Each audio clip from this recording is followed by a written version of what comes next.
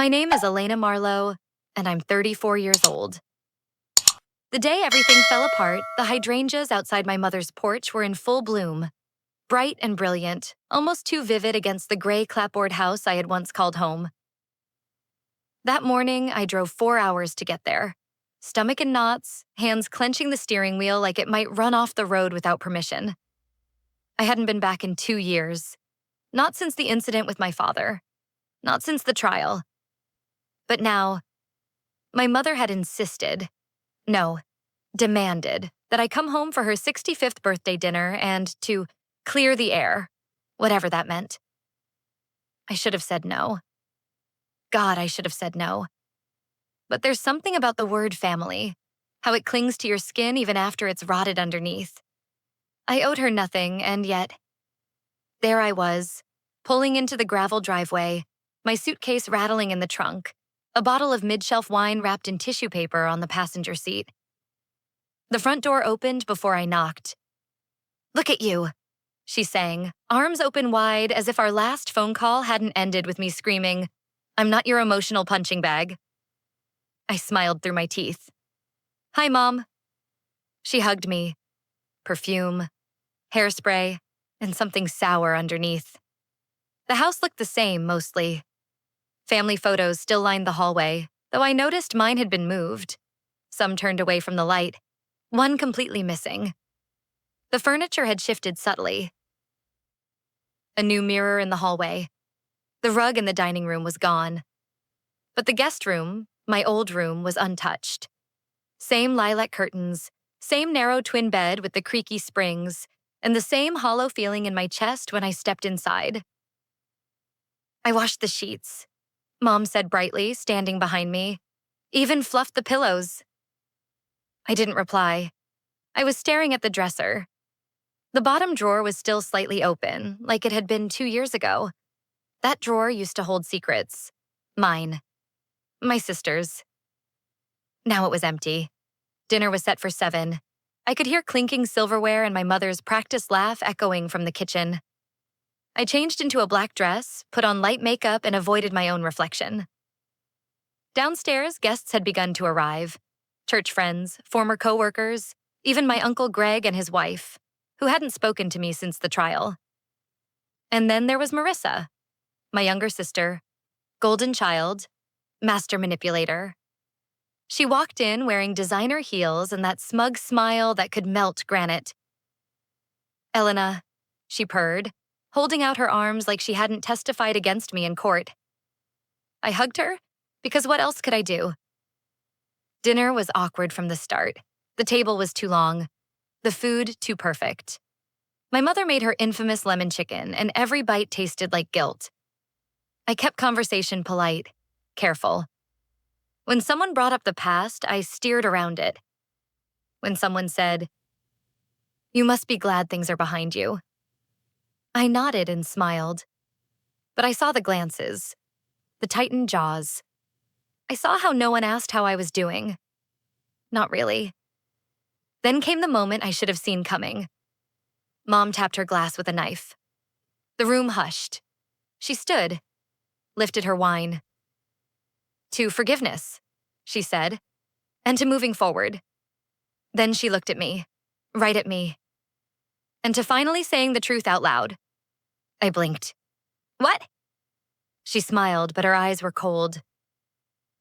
"Elena has something to share. Don't you, sweetheart?" My throat dried. "No, Oh, come on," Marissa cut in. "It's time. You owe everyone here that much." I stared around the table, faces expectant, quiet, watching me like a spectacle. Then I saw it, on the edge of the table. A thick manila envelope, my name written across it in my mother's handwriting. My stomach turned to stone. "Don't do this," I whispered. But my mother pushed the envelope toward me. "Open it." Inside were photos. Old ones. Me, my sister, my father, and one I had never seen before. It was a picture of me, age 18 in the garage, standing behind my father. He was seated, pale and thin, with a bruise blooming under his eye. I had thought that photo didn't exist. That was the night it started, Mom said quietly. You think we didn't know? My breath caught. You told me never to talk about that night. And you obeyed, Marissa snapped, because silence protected you. No, I said, my voice rising. Because it protected him. Everyone froze, and suddenly it was all tumbling out. The nights my father locked me in the basement for hours, the bruises I'd hidden with makeup, the lies my mother told the neighbors, the whispered threats, the truth that I went to court for him, not to accuse, but to defend, because they begged me to keep the family name clean. My hands were shaking. You let me take the fall. You watched me lose everything. And now you want what? A confession? A performance? My mother's smile never wavered. You were always so dramatic, Elena. Marissa leaned in. You destroyed this family. But then a voice spoke from the corner. Quiet, gravelly. You've got that backwards. Everyone turned. Uncle Greg stood, napkin dropping from his lap. She didn't destroy it. You did. All of you. You've got that backwards, Uncle Greg repeated. His voice was low, but it cut through the room like a blade through silk. Everyone stared. Even my mother's jaw slackened, wine glass halfway to her lips. What are you talking about, Greg? She said sharply. He didn't sit back down. His eyes met mine, and for the first time in years, I saw something resembling regret, guilt, recognition. I've stayed quiet long enough, he said, voice rough. But I saw what he did to her, that night, in the garage. My heart stopped. What? Marissa spat. You weren't even there. I came to borrow the power washer, Greg said. I heard shouting.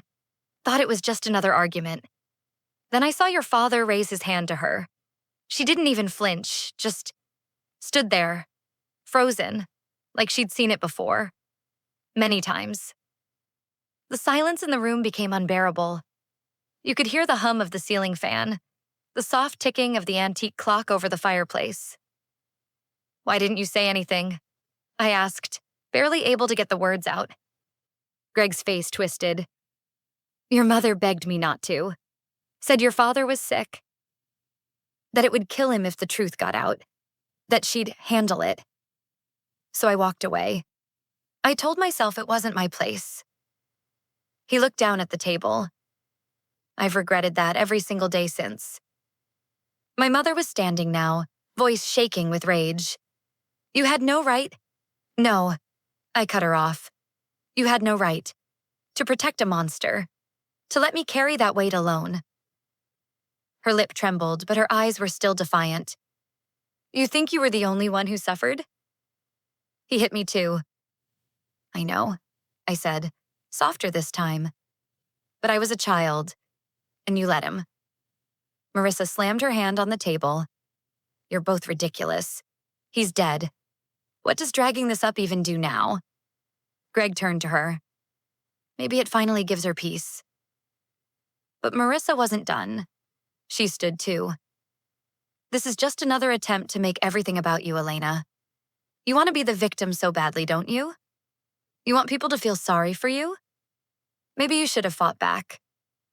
Maybe you should have left. But instead, you just clung on.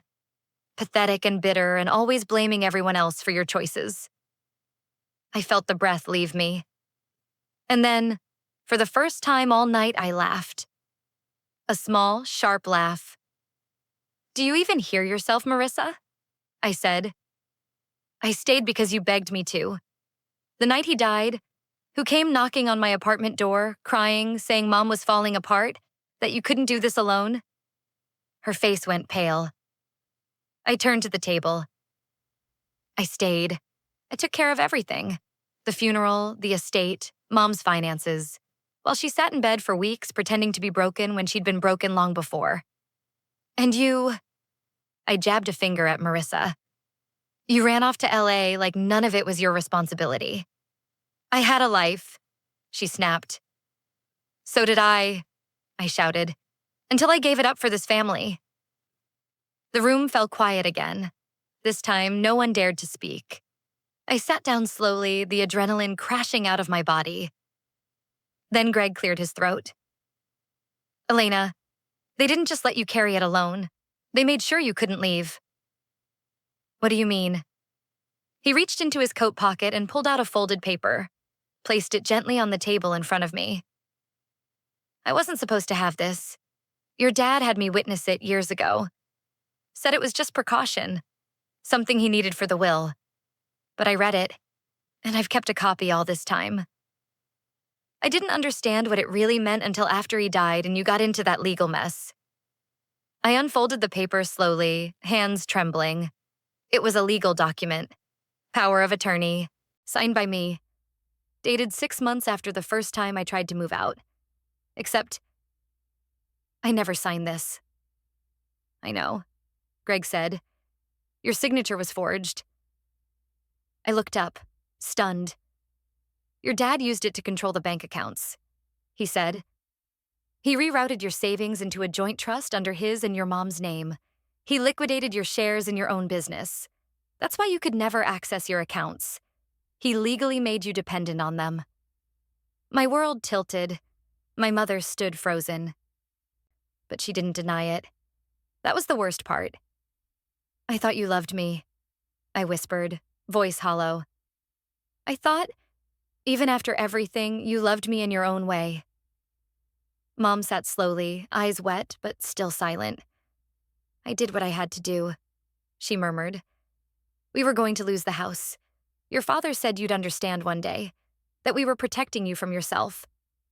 No, I said. You were protecting yourselves, and you broke me to do it. I stood up again slowly. I won't press charges, but I will file for full control of my financial accounts. And I want nothing more to do with either of you.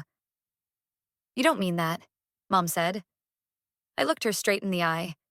I mean every word. Then I turned to Greg. Thank you for telling me. He nodded solemnly. I'm sorry it took me so long. Marissa scoffed and turned her back to me. I walked to the door, reached for my coat, and paused only once.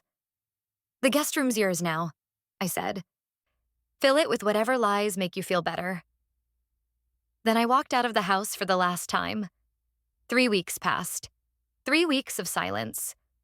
Not a single call from my mother. Not even a passive-aggressive text from Marissa. I had blocked them both, of course. But I half expected some grand gesture. A letter. A voicemail. A neighbor awkwardly knocking on my door to hand over a Tupperware container of guilt-ridden food. Nothing. It was like I had never existed. And oddly, that hurt more than the betrayal itself. I spent the first week crying, the second week planning, and the third executing. I transferred what little remained in my private account and hired a lawyer to recover the rest. She was expensive and ruthless, exactly what I needed. When I showed her the forged documents Greg had given me, her expression went grim. They're in deep trouble, she muttered. And so is the notary who witnessed this, if we can find him. Good. Let them burn. I didn't want revenge. I wanted clarity, ownership, freedom. I wanted the version of my life that should have been mine if I hadn't been shackled by family loyalty and fear. The hardest part wasn't the legal mess. It wasn't even the shame. It was the dreams. Every night I saw my father. Not the dying man in the hospital. The one from before. The tyrant. The god. The judge and executioner. He'd appear in my dreams, sitting in the kitchen, tapping his spoon against his coffee mug. That rhythmic clink, clink, clink that always meant someone was about to get screamed at. You're nothing without me, he would whisper. You always were. I'd wake up in a sweat, hands gripping the bedsheets like lifelines. And still, some part of me wished he were still alive. So I could look him in the eye and say, you lost. Then, one rainy Thursday morning, Marissa called. I had unblocked her the day before. Some morbid curiosity, maybe. Or maybe I just wanted to believe she wasn't all bad. I let the phone ring twice before picking up. Elena? Her voice was shaky. What do you want? Can I come over? I hesitated. Why? I need to talk to you. In person. Please. She arrived in under an hour, soaked to the bone in a trench coat, mascara bleeding under her eyes. I didn't kill anyone, she said the moment I opened the door. But you're gonna want to sit down. We sat in my tiny living room, surrounded by unopened boxes of books and clothes. She shivered, and I handed her a blanket I hadn't used since college. Then she reached into her bag and pulled out a manila envelope. I found this behind Dad's filing cabinet, stuffed behind a loose board. Mom doesn't know I have it. I opened it slowly. Inside were 3 things: a series of emails printed out, conversations between my father and a private investigator, a black and white photo of a young woman holding a child, a birth certificate. For a moment, the words didn't make sense. They slid around in my brain like oil on water. Then I focused. The name on the certificate was not mine. It was Amelia Reyes, father William Grant. Mother, unknown. Date of birth, 1990. Amelia, I whispered. Who is this? Marissa leaned forward. That's the thing. I think she's our sister. I stared at her. What the hell are you talking about? Marissa wiped her face. I did some digging. Remember how Dad used to go on business trips upstate? Well, this investigator, Dad hired him to check in on someone. A woman. Turns out before he married Mom, he had a relationship. Maybe an affair. I don't know. But that baby? She pointed at the certificate. That's hers, and he never told Mom. I flipped through the emails. One stood out. Client, William Grant. Subject has moved to New Jersey. Child is now 12. No contact initiated. Subject requested continued distance. Advised to respect boundaries. My mouth was dry. He was stalking her. Yeah, Marissa said. For over a decade. And when the PI told him the kid didn't want to meet, he got pissed. There are angry letters, threats. He called her an ungrateful brat. Said she was no daughter of mine. My stomach twisted. How long have you known about this? I asked. 3 days, Marissa said. I wanted to burn it. I really did. But then I thought, you deserve to know. Even if it doesn't change anything. I didn't know whether to hug her or slap her. Instead, I stared at the photo again. The girl looked like me. Same chin, same haunted eyes. But her smile, it wasn't fake. It wasn't practiced. It was real. She was free. So what now? I asked. I don't know, Marissa admitted. But I figured if anyone could track her down, it's you. I looked at the envelope. My hands were shaking. I didn't say it out loud. But the truth screamed inside me. Maybe I wasn't alone after all. Her name was Amelia Reyes, 29 years old, lived in Newark, New Jersey, taught 2nd grade at a public school, unmarried, no kids. It took less than 2 days to find her.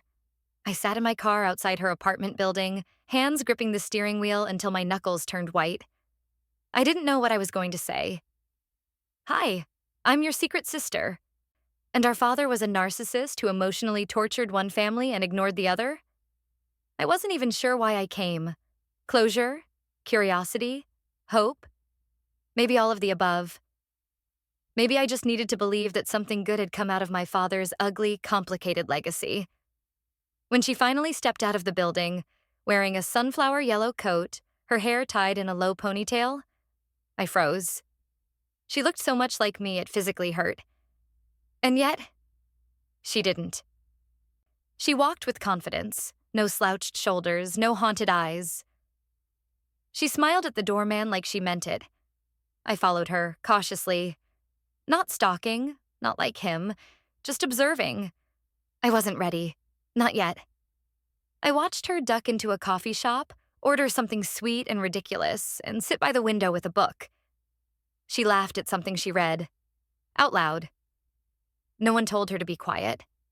No one looked at her like she was too much. She was free. It took me another full day to build the courage to return. This time, I brought the photo and the certificate, and a letter I'd written and rewritten a dozen times. I didn't plan on knocking, just leaving the envelope under her door. But fate has a cruel sense of humor. As I walked up the stairs, Amelia opened her door. We locked eyes. Her brow furrowed. "Can I help you?" I froze. My mouth opened, then closed. I think we might be related," I blurted out. "My name is Elena Grant." Her face changed instantly, cold, guarded. "I know who you are," she said flatly. That was not the reaction I expected. "You do?" I asked. She nodded. "I've known about you for years. I read the letters." My heart dropped. "He sent you letters?" She stepped aside. "Come in." Her apartment was warm, soft, quiet. Plants lined the windows, bookshelves overflowed. There was a gentle scent of cinnamon. "Tea?" she asked, as if I were just a casual guest. "Sure," I said. We sat. She placed the teacup in front of me but didn't sit yet, just stared. "I used to think I was lucky," she said softly. "He never came for us. Never tried to make me part of that world. Mom protected me. She warned me that he was dangerous, controlling, a manipulator." I nodded. She was right. "Then I found the letters," she continued. "When I was 20, he sent them to Mom, begging to be in my life, then threatening her, blaming her. Sounded like a lunatic. I hated him for it." She sat down. For the first time, her calm cracked. "But then I saw your name, over and over again. And I started wondering, who is she? What happened to her? Was she like me?" I swallowed. I think I was supposed to be, but I never had a choice. We talked for hours. I told her about our childhood, our mother, Marissa, the fear, the silence, the way he twisted us until we didn't even recognize ourselves. She listened, quietly. No interruptions, just tears forming slowly in her eyes. "I used to dream about having siblings," she whispered. "Real ones. Not just classmates I pretended were family." I laughed. "I used to dream about escaping mine. But then..." She stood and walked to a small wooden drawer, pulled something out, and just like that, the conversation shifted. "This is why I didn't reach out to you," she said, handing me a torn envelope. Inside was a photo, not of Amelia, not of her mom. It was of my father, with a child, a toddler, and he was smiling, really smiling. I blinked. "What? That's not me," she said. "That's you." "What are you talking about?" She took a deep breath. "Elena, I think your mother isn't who you think she is." The air went still. Amelia continued slowly. "I found this picture in my mom's things after she passed. She never said anything, not directly, but she kept this. And the note on the back." I flipped it over. In my father's handwriting. "First steps, 1992. My girl, finally walking." No name, just a year. I did the math. That couldn't be Amelia. Amelia was born in 1990. It was me. And yet, Amelia's eyes met mine. "What if your mom wasn't your biological mother?" The ground dropped from under me. No. She was there when I was born." "Was she? Or was that just what you were told?" Suddenly, everything felt loose, unstable. The coldness, the distance, the way she looked at me when I cried, like she couldn't understand the feeling. And the worst part? It made sense. Too much sense. I left her apartment in a daze, envelope in hand, brain spinning like a carousel of ghosts. Back in my apartment, I opened every file, every photo, every legal document I could find. There were no baby pictures of me before the age of 2. No birth certificate in my baby box, just a hospital bracelet. No photos of my mother pregnant. And the bracelet, it didn't have her name, It had a last name I didn't recognize. Reyes.